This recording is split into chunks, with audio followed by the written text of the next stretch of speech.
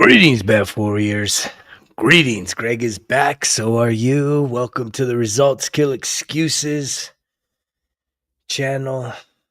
Always grateful to be able to get on here, share a life message with so many beautiful people. I appreciate everybody that's been checking out the message. If you haven't yet, subscribe to the channel. Depending on where you're at, give a comment. I know there's a lot of people that hop in and hop out. Why? Because there's probably other things that's pulling on your attention, that needs your attention. What are the things that need your attention most? That's the most interesting conversation to probably have in this day and age. What are the things that need your attention most? What do you consider important in terms of the things that you give your time and attention to?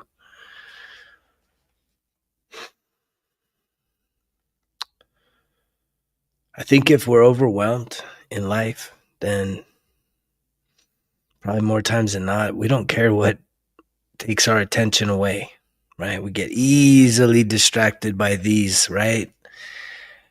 I've been monitoring myself as much as I can, and it's like sometimes I'll do a time check and I'll get on and I'll start scrolling. I'll say, okay, 5 minutes.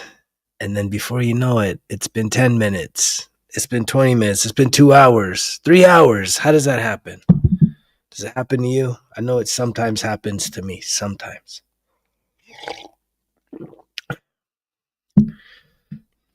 And it brings me to having a conversation about what can we change, what can't we change in our lives. Because I'm here to tell you, I guarantee you there's a lot more that you could actually change about your life if you were maybe not feeling great about your life. If you were honest with yourself, there's probably a lot more you could change. There's probably a lot of things that you're afraid of. But you, deep down inside, you're like, that would change everything, wouldn't it? But the question we all ask ourselves when it comes to change is, but how? How is that possible? How could I do that? I can't do that. Right away we discount, right? The impossible. And it's built into our psyche, I guess, as humans. It's built into our psyche. There was a time in 1954, Roger Bannister. He was the first athlete to break the 4-minute mile. And prior to that, every person on this planet had always thought that it was impossible. It's impossible. It can't be done. It cannot be done. And you know what happened, right? Once he broke it, guess what? Within 6 months, another guy broke it. Within a few years, a few more, and then a few more and a few more. And then it's continued to grow and grow and grow and grow. The number of people that have broken that record in the past 75 plus years. But again, prior to him believing it was possible, everybody didn't believe it. So how do you bring that home to yourself? What is something that might feel difficult, might even feel scary,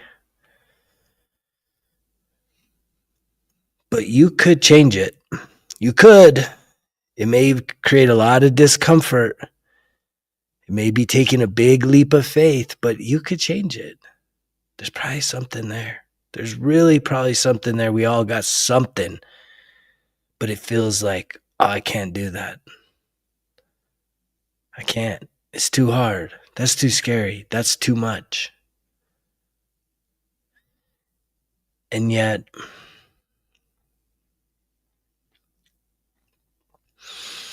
there's something about when we choose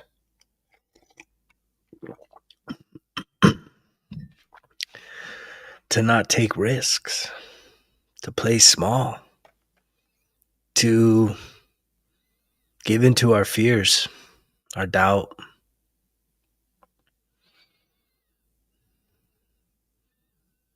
That when we fast forward the hands of time and our life passes us by, it's when we look back that we probably feel the most regret from the things we didn't do.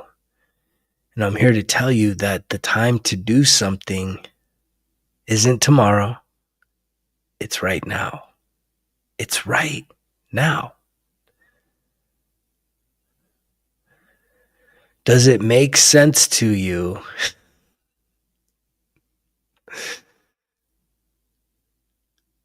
to wait until tomorrow to make changes? Or even better yet, next year? Are you going to be the one that waits till next year? Right? We got 2 more months and then it's a whole new year and it's a whole new you. Man, are you not tired of that? What about every day? What about if we even go deeper? What if we say every moment is an opportunity for a whole new you? Doesn't take a year. It doesn't take anything more than for you to really connect in the present moment. Well, how can you connect in the present? Because the truth is, most people, you're stuck in the past. And the other most people are overwhelmed with the future, the unknown. And so there's got to be somewhere in between the past and learning how to let go of what's come and gone. And then there's got to be an ability to release the future and be fully rooted in the present, the here and now. And in that moment, that's when you can make all the changes. That's when you can make the decisions that are going to set you up for greater success. The changes, you can make the decisions that lead to transformation. Because it's not even about changing. Change is constant. You're either changing for the worse or you're changing for the better. And let's be honest. Can we be honest here on this channel? Right? If you're only worried about yourself, which you should, that's the only person on this planet that you have control over, even if you're a parent, right? We try and control our kids, but we can't even control ourselves. Most of us can't even sit with ourselves and connect with ourselves in a way that's meaningful, in a way that allows us to let go of the past and be rooted in the present without worries of the future, the uncertainty. So how do you do that? Well, first and foremost, we'll probably lose some viewers right now. First and foremost, in order for you to be more conscientious, more present, fully aware of the here and now, you need mental clarity. If you're distorted right now,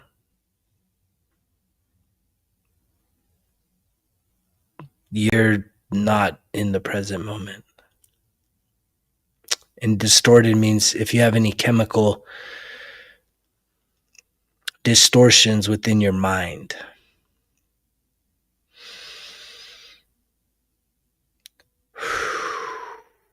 But that right there is what will bring you into the present. Something that I've literally programmed myself to do automatically now, which is breathing. And wait, you're probably sitting there saying, what? This guy's talking about breathing? I breathe all the time, or else I'd be dead. Yeah, but there's a difference between shallow breath, that's just automatic, and breathing with intention, which is breath of life, which is really focusing on your breath. Most people have no idea how to breathe. We haven't learned how to breathe. But if the conversation is about how to get into the present moment, which is a power, that's the only time you have is the now. And it's almost sarcastic to even have to be talking about that, but I know the reason why, because of how much disassociation exists in this modern day. We are so disconnected from ourselves. We need to come home to ourselves.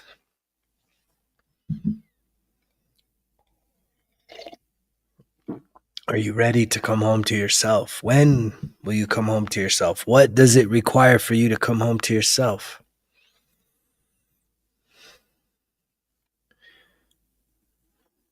What does that even mean? Those are great questions, right? What does that even mean? What does he mean?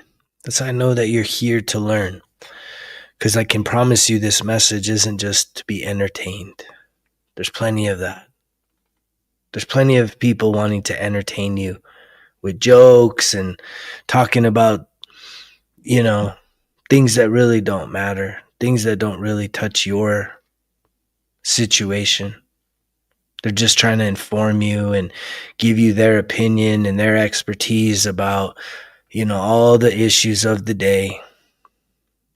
But how does that information bring about transformation with your life?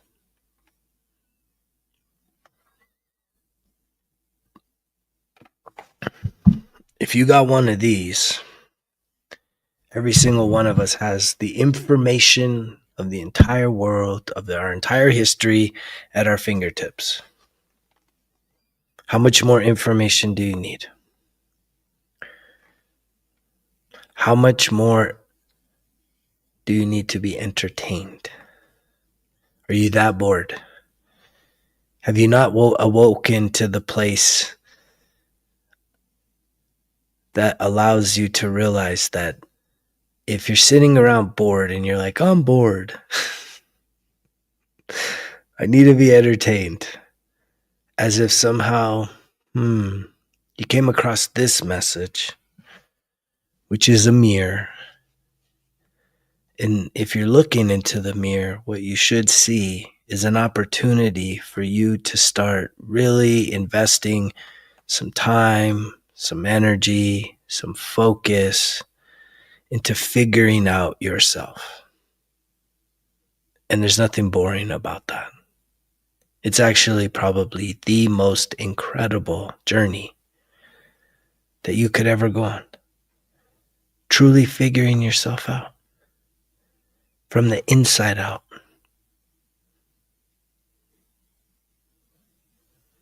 They say that I saw something yesterday about the mirror, right? I think it was 40%. 40% of people avoid looking at themselves in the mirror, right? We don't want to see ourselves. We don't want to see the full-length picture,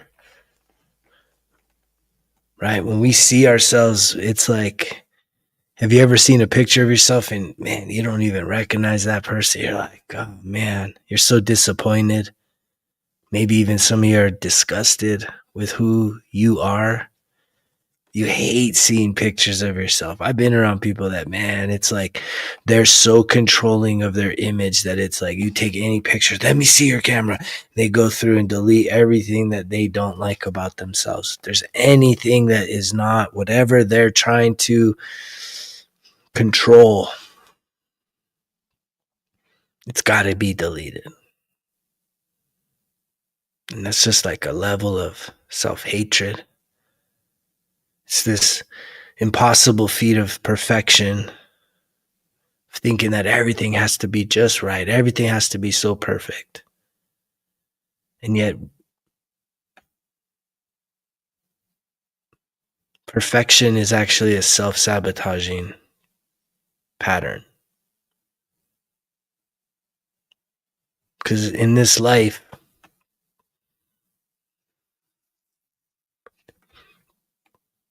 the way that you could probably get ahead the most is if you started to live more intentionally in a place of excellence, striving for excellence. And excellence means there's nothing perfect about it, but that you're always going to show up as your best self, right? Striving to be a little better each and every day.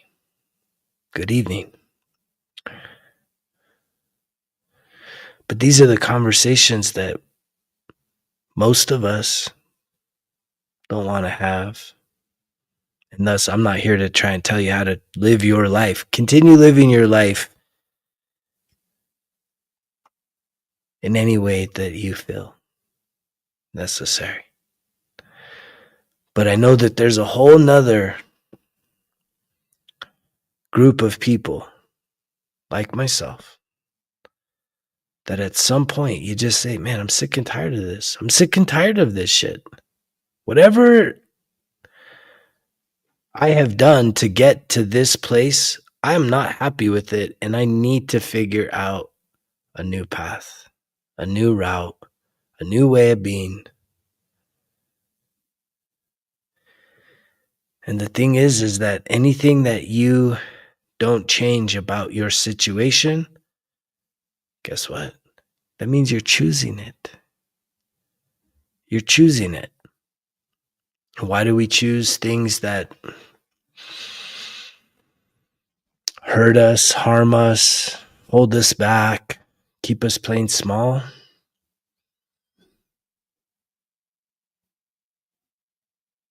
There's a lot of different reasons. I think one of the bigger reasons is we have some unhealed trauma. I'll always go back to that, the childhood trauma. We've been hurt in certain ways and we have identified us by our wounds, identified ourselves by our wounds. And we're literally subconsciously telling ourselves that we're not worthy of better. Because of the things that happened, it's like we re-victimize ourselves. It's a level of self-inflicted suffering, which is like, if you really step back and you think about it, okay, wait. So most humans, our survival pattern is, okay, something bad happened to you. Maybe once, maybe over and over and over and over again, that you didn't have control over. Again, I'm talking about childhood trauma. And the way that we cope with those wounds at a subconscious level is to run programs that continue to reinforce the very things that were told to us, that were done to us, to keep us in that place of being victimized. And yet the person that did the victimization, that victimized you, they're suffering too, whether you realize that or not. But by you continuing to hold on to that pain, it doesn't make their life worse.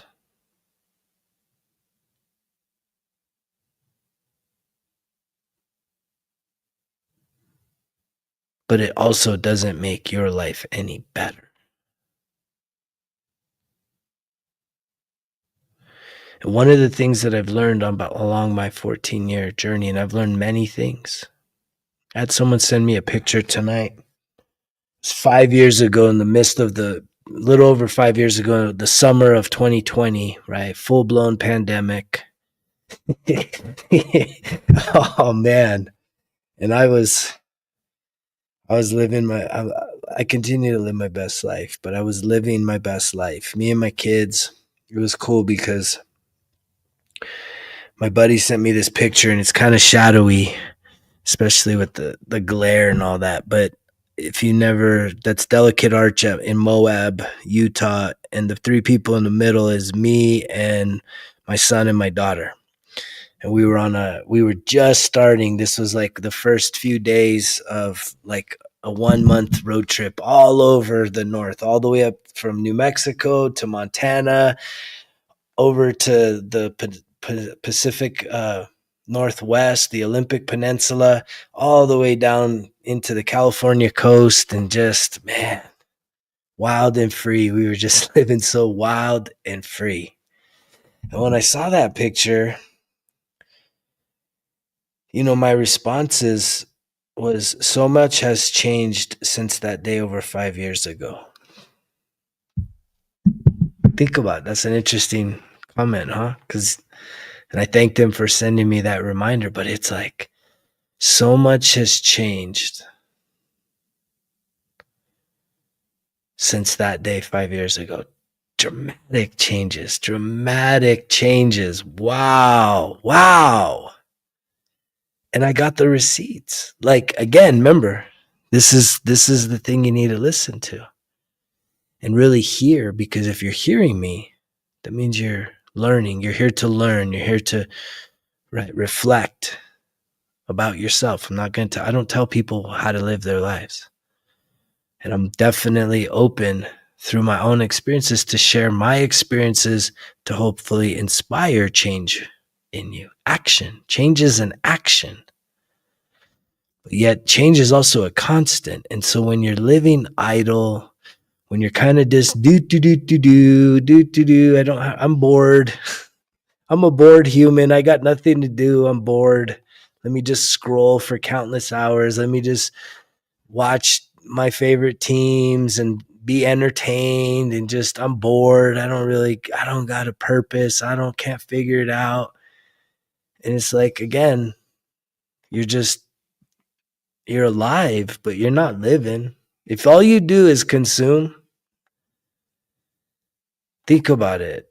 This is real talk.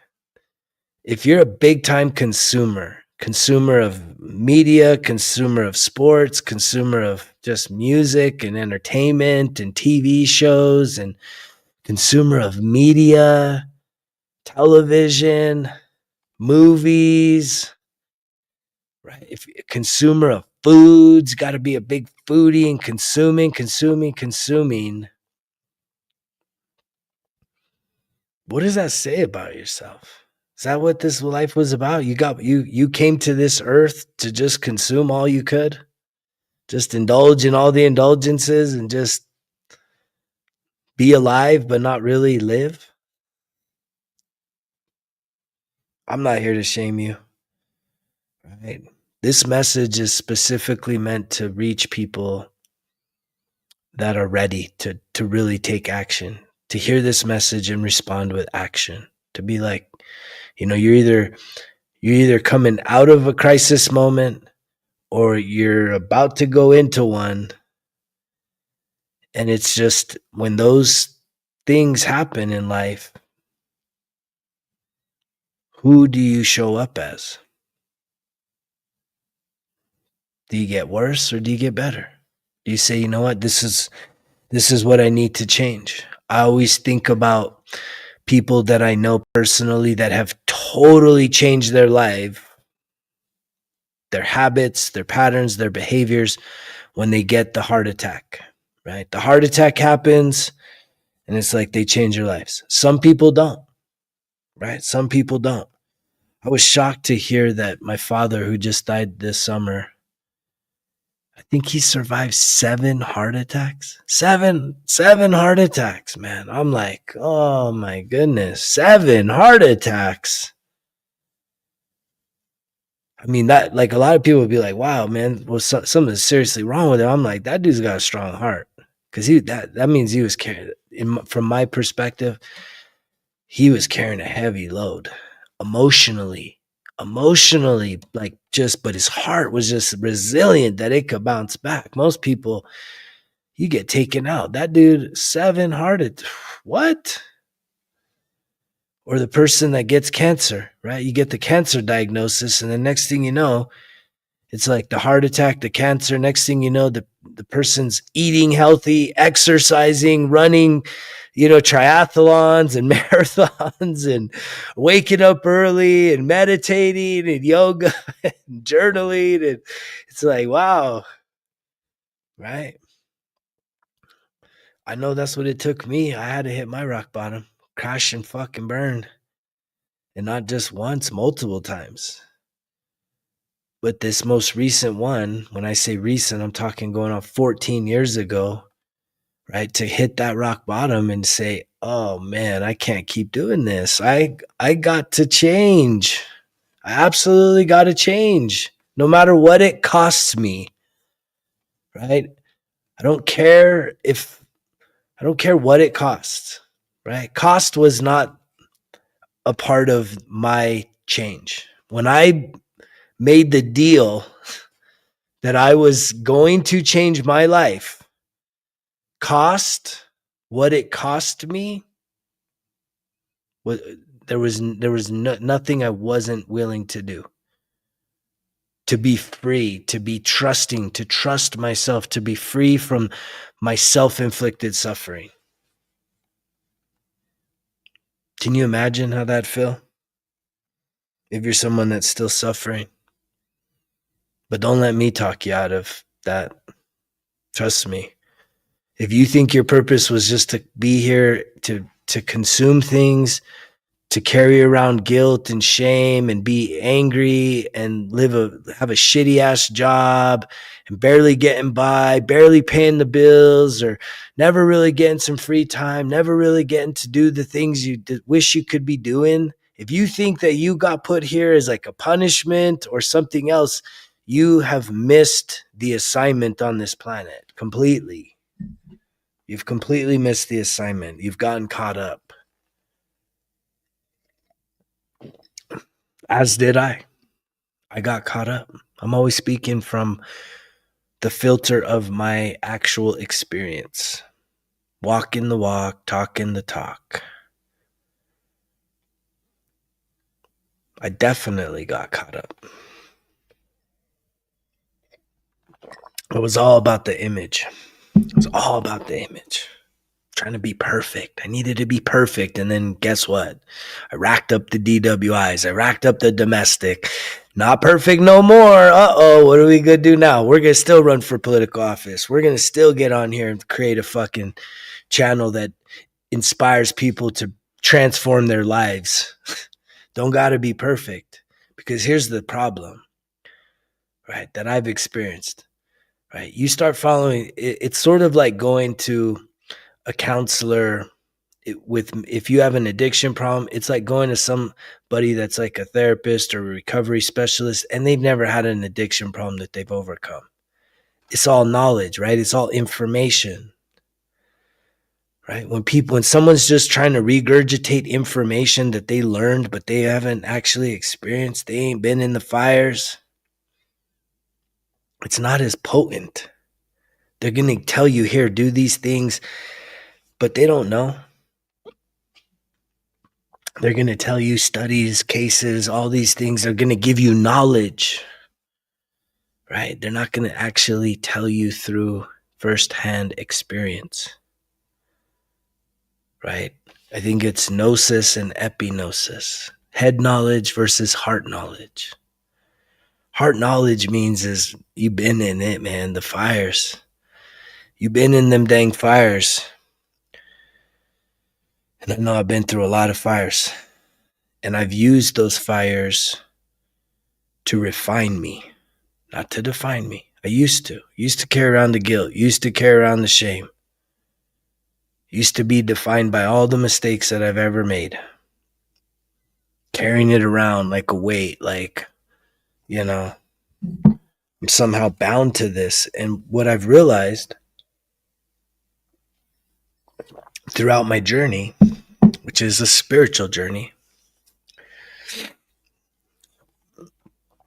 is I truly do believe that everything throughout my life has happened for me.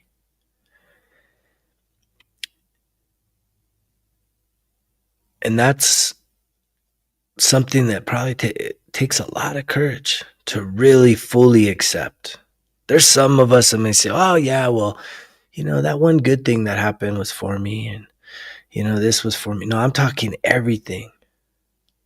The good, the bad, and the ugly. All of the experiences of your life happen for you. Well, what is it for? What are all of these things for? What is that for? It happened for you to do what? For you to change, right? For you to change, for you to transform into the greatest potential that you can possibly be, to become the best version of yourself. It's like to literally, it's like shedding the skin. Like all of these things that you have experienced, your things are different than my things. Maybe we got some same things, but how you carry the things versus how I carry the things, and just all the different nuances that make you one of one, that make me one of one, is what allows you to fully accept yourself.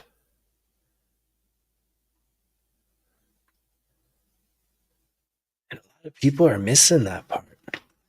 And it's because we're so disconnected.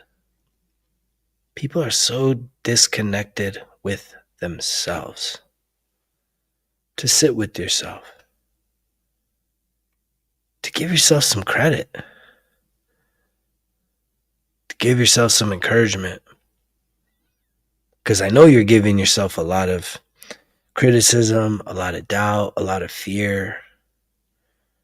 You're carrying around some guilt, some shame, and yet all the things that you do distract you from that. They numb you away from that, because there's no way you want to just sit there with that. But yet, by design, we're not taught how to do these things from the earliest age. And so when you look upon the world, it's like chaos and conflict, and it's all representative of what's going on inside the hearts of so many people. There's chaos and conflict inside of you. It's inside of you.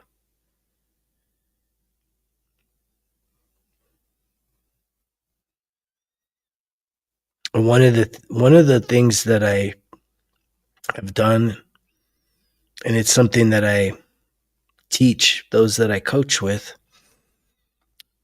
and it happened just intuitively for me. I was coming out of the back end of my 21-year marriage expiring in divorce.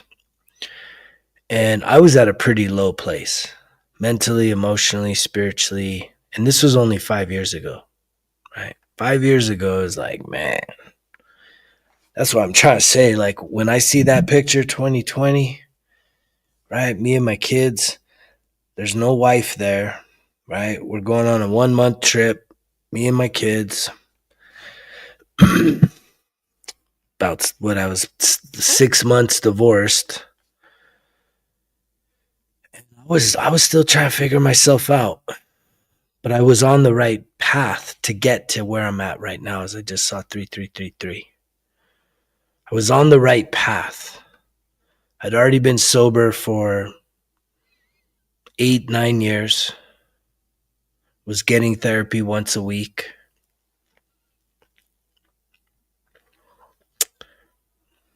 I was starting to exercise more. I was starting to change my nutrition.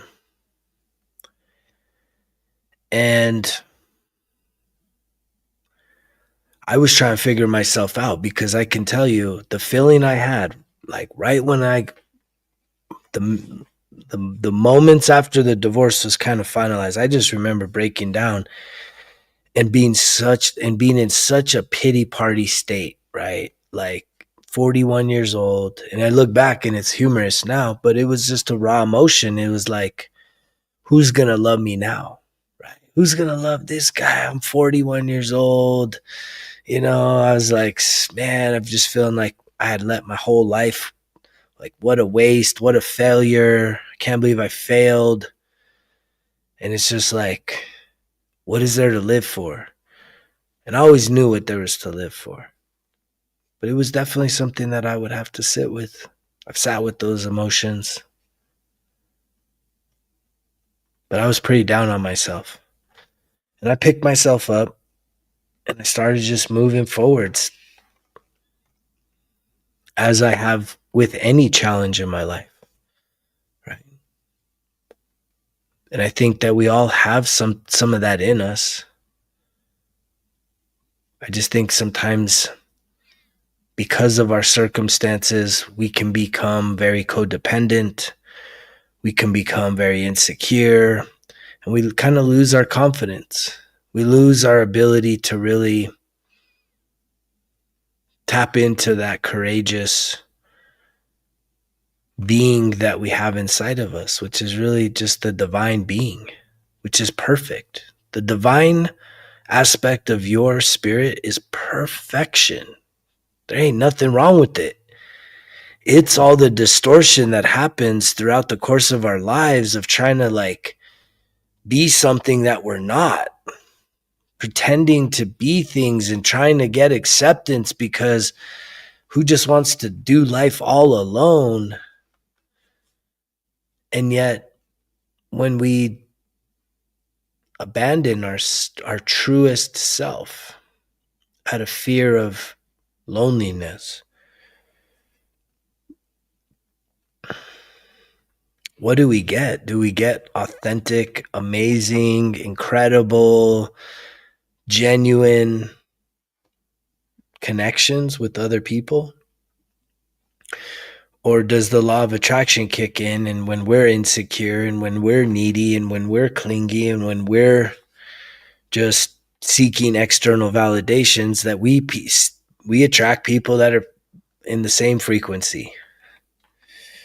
Or even worse, we attract people. There's two types of people that you attract when it comes to the law of attraction. You attract like people, meaning equals, or you'll also attract people that need you for who you are. And there's a duality in that. So you'll attract people that need you for who you are, maybe in this context. Maybe right now, if you're kind of hearing this message or you're drawn into, the messages that I put out there, there's a frequency that I'm sharing,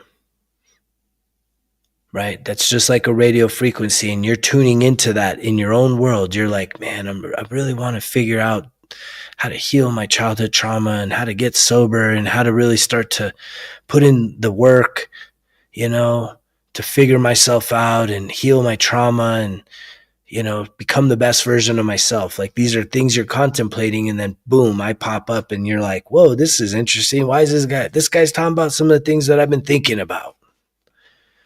So then there it is where that connection's made, where I've attracted someone that needs me for who I am right now.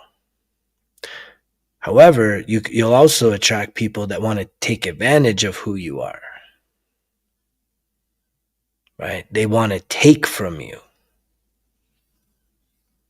And that can feel like love, because a lot of us will see love as attention. As the fireworks are going off.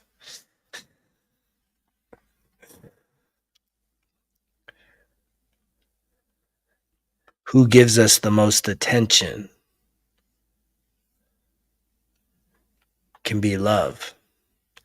And yet, just because someone's giving you attention, that doesn't mean they have your best interest. Right? Doesn't mean that they're there to help build you up. They could be there to tear you down by leaving you depleted, by leaving you gasping for air, by leaving you in a worse state than whenever that person showed up. And so when we think about what can you change, I can guarantee you there's a lot more that you can change than what you want, than what most of us are willing to truly admit. But some of those decisions could be really hard. Some of those decisions can be really scary. I can't just up and leave. I can't just end my relationship. I can't just quit my job. I can't just move to a new town. I can't just fill in the blank. All the things you can't do. Well, if you have a I can't do attitude, guess what? You're right. You can't do it. Just like back in 1954, before Bannister broke the 4-minute mile, everybody said, can't be done. It can't be done, can't be done. And then someone does it, and then, oh shit, now what? Now what do we do? Fuck. And I'm that spirit. I'm that guy that's like, when you tell me something can't be done, I'm gonna prove you wrong because of stories like that.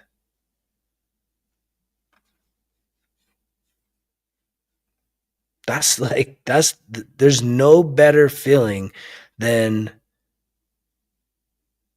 being able to prove other people wrong, not for pride, right? See, a lot of when you're wounded, you see everything through pride, everything through conflict, everything through insecurity.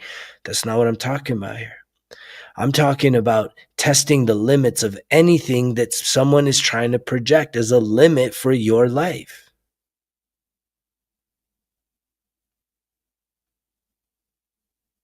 See how far you can go. What do you have to lose? And I'm not in any way condoning being reckless, irresponsible. But there are definitely things that you could change that for some reason you are absolutely afraid to change it. But if you were to find the courage to change that one thing, it may change your whole entire life. You know, it's a low-hanging fruit that all of you could start changing.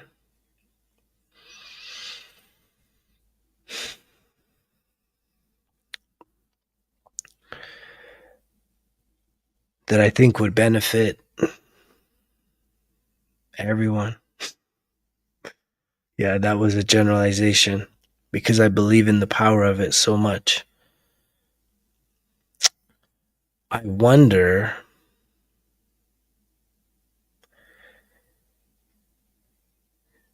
if it would make sense for you to start having a morning routine.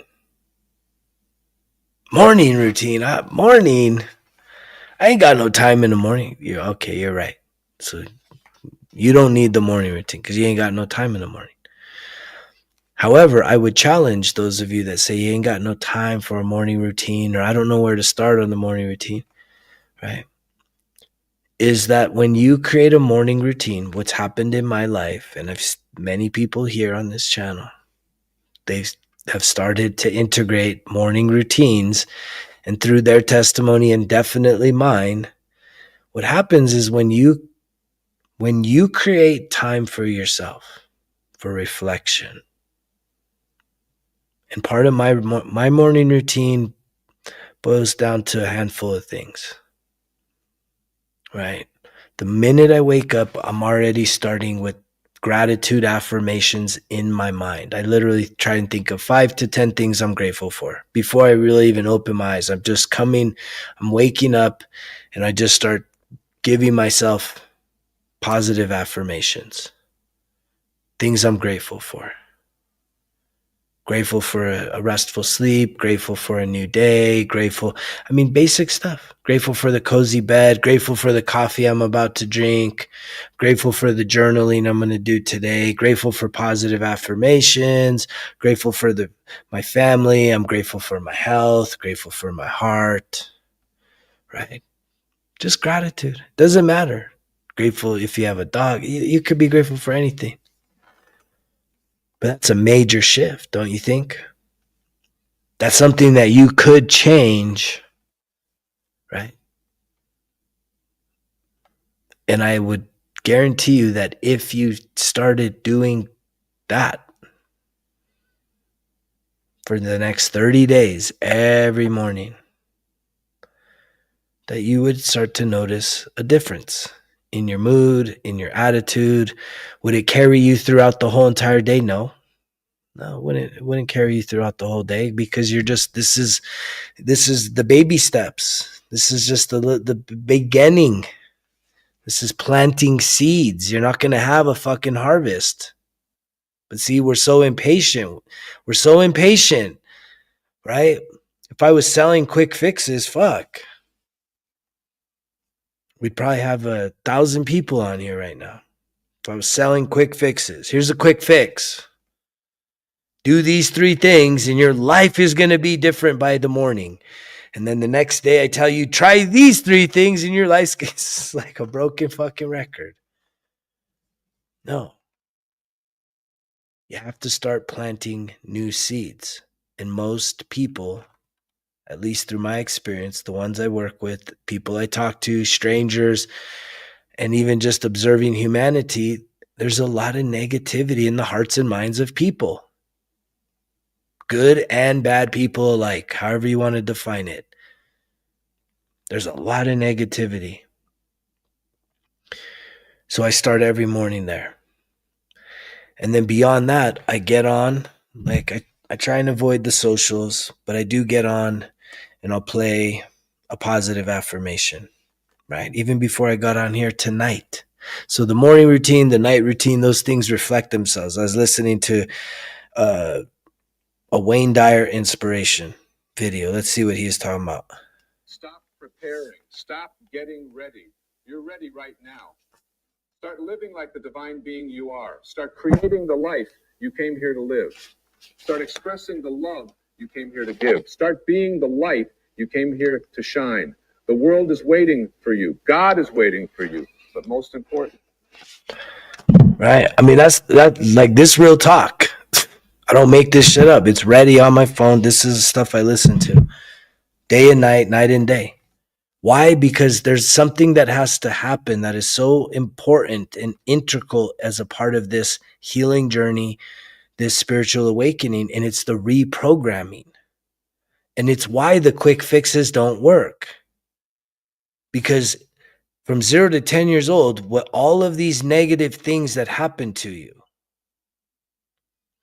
literally created subconscious programs. You were writing subconscious programs, even if you can't even remember what you were doing when you were 0 years old, 1 years old. Your conscientiousness was awake, your subconscious was awake, and it was literally just soaking up everything that you were experiencing and writing these programs out for survival. These are the most impressionable years. This is where all of the roots to your personality, behaviors, right? All the idiosyncrasies that you got going on, this is where that is established. The foundation is put in 0 to 10 years old. And if you want to reprogram yourself, it literally takes consistency and over an extended period of time. Because once I started finding positive affirmations, right? Thinking positive affirmations, saying positive affirmations, listening to positive affirmations, writing positive affirmations, all of those things are the tools that it takes for you to start rewriting your subconscious survival programs that are all based on what? Your trauma.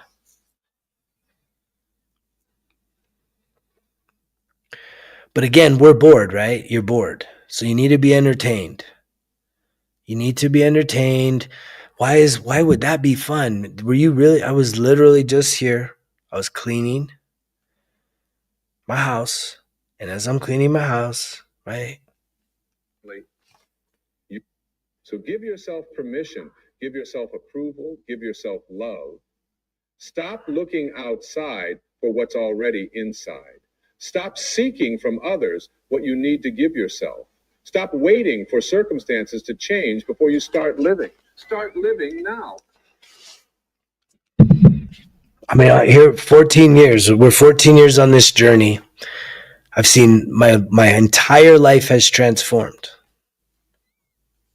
And yet this is still a part of the practice because this is what is led to the transformation. And I was talking to, you guys well know him as Giant Grasshoppers, Adam. We were in a coaching call earlier and we were talking about this. We were talking about where I run into a lot of people that kind of have this mindset when they're on this healing path, especially like in the spiritual, the light workers and trauma healing, where they're just like, healing is just something that goes on forever and ever. You never really arrive. I'm like, that's total bullshit. That's total bullshit. I have absolutely once and for all healed deep rooted emotional trauma in me that I no longer respond to, react to, or am a slave to. I have absolutely shed and released and processed the emotional wounds of many of the things that I had been carrying around. I am telling you, there is absolutely a way for you to heal the deepest emotional trauma that you are carrying around once and for all. But it takes time, commitment, dedication to yourself, and shifting this mindset of, I'm bored, I got nothing better to do. Play some positive affirmations, listen to a self-improvement podcast. There's plenty of content out there that's really enriching and enlightening for you to just really fall in love with yourself, to heal yourself. But the caveat to that, which was the discussion that we had today, was I'm absolutely certain that we can heal the trauma once and for all. It's not an endless thing. However, if I was to abandon the things that actually helped me to heal the trauma, if I was to say, I don't need my morning routine anymore, I might as well just pull up and get back to watching sports and politics and movies. And I don't need a journal anymore. I figured myself out. I don't need to listen to positive affirmations. I figured myself out. I don't need to meditate or do any breath work or grounding or any of the practices that I have in my morning routine, which is definitely something you could change. Morning routines. If I was to abandon all that because I've arrived, I don't need to do it anymore. Let me just be the teacher and teach people, and I don't need to be a practitioner. It's like, that's not how it works. I know for sure if I start backing off of these things, right, then guess what? I'm going to start going down. The changes will start to become complacency as opposed to living an intentional life. Because the beautiful thing about where I'm at now is I've got goals. I have dreams. I continue to put bigger and bigger goals in front of myself that keep me motivated and driven and focused on my life and how I am showing up and the difference that I'm making on this planet. That's called being purpose-filled. I'm not out there searching for a purpose. And if you're somebody that is out there searching for your purpose, the search is over. It's so easy for me to tell you your number one purpose. It's not your entire purpose of your existence, but the number one purpose of your life. And I believe this is universal, but you take it for what it is. But the number one purpose of all of our lives is for us to become the best version of ourselves. That's your purpose. That's the work. That in doing that, that's when you tap into the gifts that are inside of you, your creativity, the things that you have divinely given as a birthright to share, to cultivate, to master, and to then share with the world. Something so incredible that if you were to go all in on your gifts, your talents, your creativity, without any fear of judgment or rejection or persecution or whatever would be the fear that holds you back, if you were to just go and just total abandonment of like, I'm done being fearful, I'm done playing small, I'm going in on me, I don't give a fuck what anybody thinks about me, I don't care, zero fucks given, I'm all in on me, I guarantee you that you have something inside of you that if you were to identify it, start investing focus into that instead of just sitting around being bored and getting nothing in return from watching entertainment and being entertained, sports, there's no return on it. A little bit of excitement, great. Observing athleticism does not improve your personal life. But if you were to start shifting your focus into you, developing you, identifying you, figuring out yourself, getting past the wounds, and you start tapping into your true and authentic self, looking at the gifts, looking at the talents you have, and start being curious about how good of a singer or a writer or an artist or a whatever. And then you start to develop that and you start to really invest in it, hours and hours. You really start to like fall in love with whatever it is that you've been given, that you become a master of it, and then you start sharing it with the world. I guarantee you, you have something inside of you that if you went all in to that level, you'd be the best in the world at it. You, yes, you, the person that lacks the self-confidence, the person that's carrying around all the doubt and the fear, if you were to go all in on you, right, you would be the absolute best. Yes, you have the potential to be the best at what it is that's inside of you to express on this entire planet. 8 billion people, you are number one if you go all in on you. And the beautiful thing is, so many of us are egos, right? Oh no, oh well, I don't need to be the best, and na na na na na. And that's just a way to stop you from trying. Why not be the best? By you being the best, you could inspire countless others. Remember when I was just talking about proving people wrong? The doubters, the haters, the naysayers, right? Again, when Bannister broke the 4-minute mile back in 54, humanity didn't say, oh, well, he can do it, but we can't. No, more people were like, wait, you did it? You did it? Really? He for sure did it. Holy fuck, maybe I can do it. Maybe I can do it. And the same is true here. I'm telling you, I have healed generational trauma. I've healed emotional trauma. But wait, is my life perfect? No. No, my life's not perfect. I still have plenty of challenges, but I'm showing up as this next level version of myself. I'm not showing up as a wounded version. The wounded kind of wants to still have a seat at the table and still kind of beat me down with all the negativity, but it's like it's pretty easy for me to just quiet that, recenter myself, re-identify myself as who I am, the next best version, right?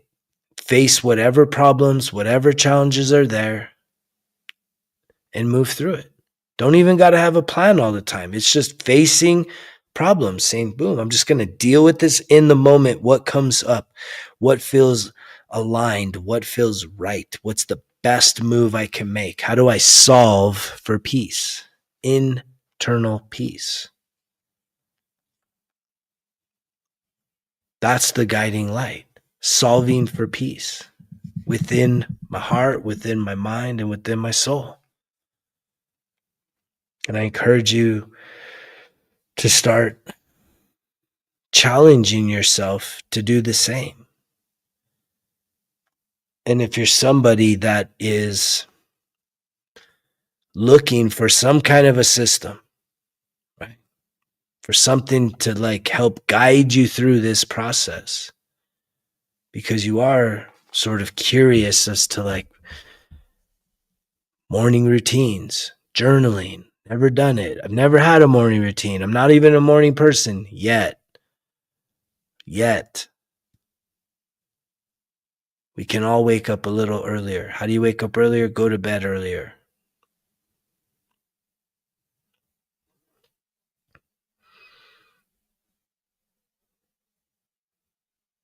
But maybe, just maybe, that's something that you could change about yourself that could lead to even more changes, more breakthroughs, and more success in your life,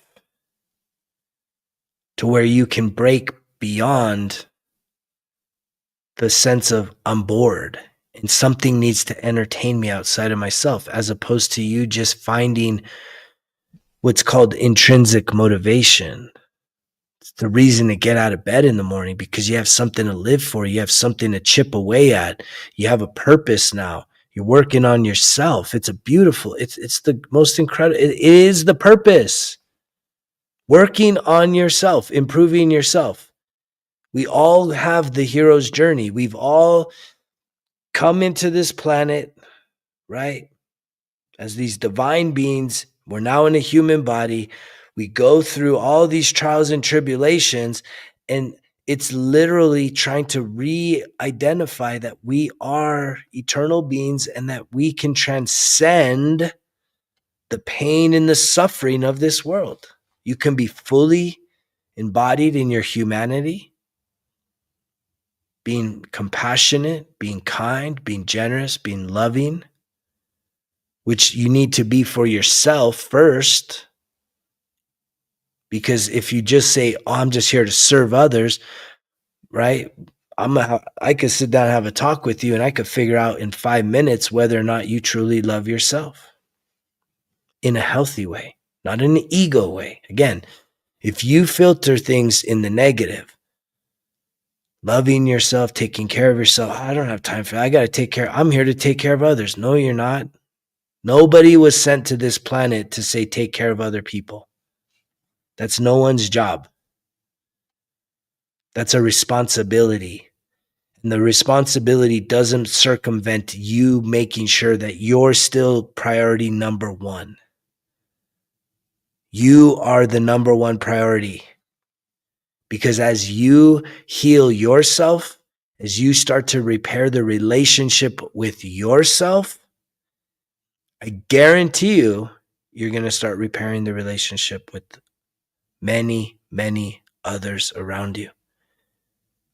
And a lot of times it won't even take conversations. It's just you sitting in your energy field, loving yourself. And it's like you start shifting rooms that you walk into. You start transforming the connections and the tension and the friction and the stress of the relationships that are in most proximity by you elevating yourself. However, another aspect of that is some people are going to fall off of your life. They're going to be like not wanting you to change. Not everybody wants that. And the evidence is there's some of you hearing this message and you'll still wake up tomorrow and do nothing different than what you did the day before and the day before that and last year and 5 years ago. It's just the same fucking routine, the same food, the same mood, the same drive, the same routine. Nothing changes. But the truth is, it is changing. You're getting worse because there's not just neutral.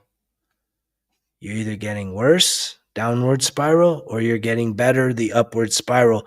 And the receipts are always going to be there. The evidence is always there. You can say you're getting better, but the evidence has to be there. And most of the time, guess what? You won't ever have to say you're getting better.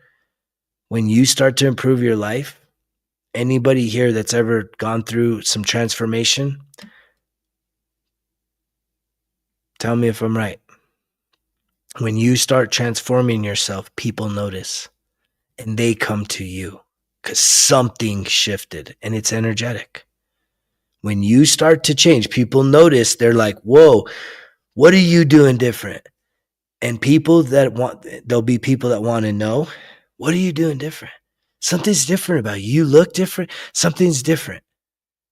And then that's when you can get excited and be like, oh shit, it's working. People are noticing. You don't have to tell them. When you're over there trying to tell people, you're wanting validation. You're doing something for validation, not doing something to be the best version of yourself. There's two different motivations. Working on yourself to fulfill your purpose is one thing. Trying to change a look, the hairstyle, lose a couple pounds so that people will give you more compliments, that's the other route. That's not it. When you heal the inside of yourself, you absolutely transform yourself from the inside out, but you also transform the world around you. And you don't got to tell people, guess what? I've been working on myself. You don't have to post, I'm working on myself. Look at me. I'm journaling. Look at me. I'm listening to positive affirmation. You just doing that over an extended period of time, people are like, they can't help but notice because you are literally transforming yourself. Because it's an energy, it's a vibrational energy that you have inside of you. When you're low vibrational, right? You're kind of down, a little mundane, a little melancholy, a little apathetic, a little sad, a little mad, a little frustrated, a little overwhelmed, a little angry, a little prideful, a little upset, dissatisfied. But when you start working on yourself, you feel more whole, more complete, more loving, more kind, more gracious, more generous, more understanding, more accepting, more forgiving. And that shifts your energy. And that should be all of our goal. Every person on this planet, each person has this shared responsibility to allow themselves to go through the spiritual awakening. But it gets activated at all different times. If you want to stay asleep, go back to sleep, right? And by sleeping, I'm talking about awakened is you're starting to see the signs. You're starting to see the synchronicities, right? You're starting to realize that you keep doing something and it's not giving you the return, right? You used to love to drink and party and this, and you're feeling fucking worse and worse about yourself. Something's got to give. Something's going to break. You used to love this team, but man, you can't stand it. It's not fulfilling. It's not filling your cup anymore. And you're starting to search beyond the thing. And the search isn't looking for the next new thing. It's looking within. You're the thing. That's what Wayne Dyer was talking about. You're the thing. The search is over. Look in the mirror. Everything that you need to do and to focus on and to work on, everything is there with you right now, right here, right now. Every minute you spend improving yourself, you will always receive a return on that investment. You are the greatest investment that you could make. It's not crypto. It's not gold. It's not real estate. It's not stocks. It's not options. None of this shit. NFTs, the best investment that you could make is improving yourself, healing yourself. Because when you do that, you are unlimited potential. You are unstoppable. And ain't nothing going to stop you other than yourself. And you've already been stopping yourself by living a complacent life. Living in doubt, living in fear, living in worry, worrying about what everyone else is thinking about you or what are they going to think, living for other people. Most of the world probably lives for someone else, doesn't live for themselves, their own truth. And that's a sad thing. That's a really sad thing.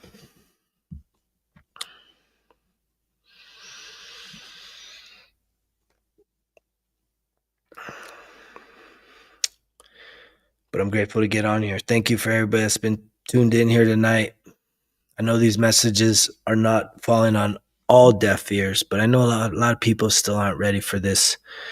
For this medicine is what I'd call it.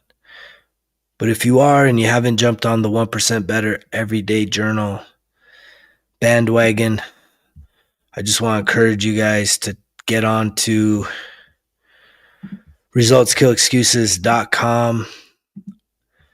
Now until Saturday, November 1st, I'm running a special 30% off 1% Better Everyday Journal, Volume 1, 2, bonus pack, or even Volume 1. All you got to do is hit the checkout. And if you type in RKE30, you see that there in your discount code, you'll get 30% off. This is one of the most incredible resources that I've put together. From my heart to your heart, from my soul to your soul. It will literally guide you through each volume. The full set, the full vision I have is 4 volumes, an entire year of you guiding you through your morning routine. And packed into that is even a master class with just countless hours of one-on-one coaching, just like these sessions that are very strategic to help you go from self-sabotaging behaviors to literally sitting in self-mastery. And as I see 111, I know that this message will reach somebody.